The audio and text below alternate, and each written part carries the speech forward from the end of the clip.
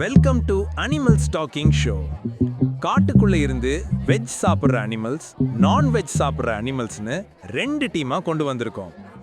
இவங்க ரெண்டு பேரும் அவங்களுக்குள்ள இருக்க சண்டைய இப்ப நம்ம கிட்ட பகிர்ந்துக்க போறாங்க. இவங்க ரெண்டு பேரும் அடிச்சுக்கும் போது நம்ம குறுக்க போனா நம்மள போட்டு தள்ளிடுவானுங்க. அதனால நம்ம கொஞ்சம் தள்ளி நின்னு வேடிக்கை மட்டும் பார்க்கலாம்.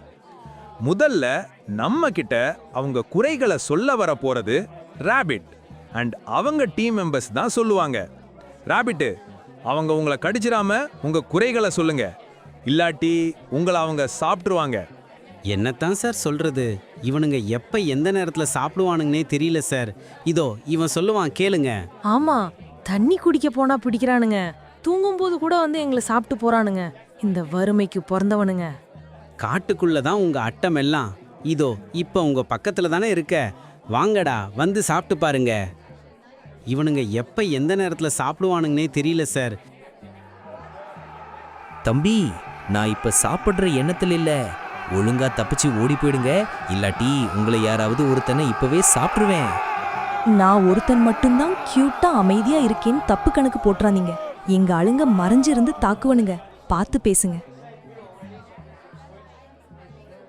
இங்க இருக்க எல்லாருக்கும் ஒன்று சொல்றேன், நல்லா கேட்டுக்கோங்க. ரொம்ப நாளா இந்த மானு மீன் சாப்பிட்டு போர் அடிக்குது. புதுசா மனுஷங்க கிடைச்சிருக்காங்க.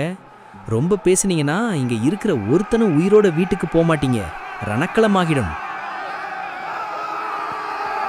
அமைதி அமைதி, எல்லாரும் அமைதியா இருங்க. இந்த ஷோ முடிய போற டைம் வந்துடுச்சு. காட்டுக்குள்ள இருந்து ரெண்டு டீமா கூப்பிட்டு வந்து நம்ம முதல் ஷோவை ரொம்ப நல்லா பண்ணி முடிச்சிட்டோம். இப்போ இந்த ஷோ முடிய போகுது. அதுக்கு முன்னாடி இதுக்கு எல்லாத்துக்கும் ஒரு முடிவு சொல்லணும் அப்படின்னு என்னோட ஆசை.